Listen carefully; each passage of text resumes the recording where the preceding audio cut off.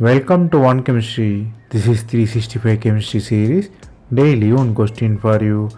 Here cyclohexane is there. You have two oxygen as a heterocyclic ring, and you have two groups on 1,4 position. One is Gauche, another is Methyl. You have to find most stable conformation of it.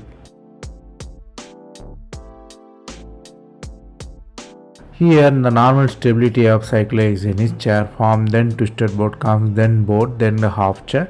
But here the different stability comes. Moreover, the bond stability of cyclohexane is equatorial is more stable than axial due to steric interaction. So there are many possibilities to write the structure. Here I given 4 different structures. You can eliminate second and fourth structure because of its transposition. Methyl and OH are trans to each other, so don't come. So our competition is 1 and 3. In 1 and 3, the 1 is more stable because of the hydrogen bonding. Oxygen is more electronegative. What happened is oxygen pulled the hydrogen cloud inside, so it has extra stability. The third one, which is R, don't have any such stability. So our stable structure is P there.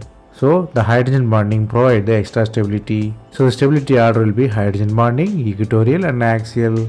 Here the concept you have to learn here is the heterocyclic ring with oxygen atom do have the possibility of hydrogen bonding, mean you will get extra stability.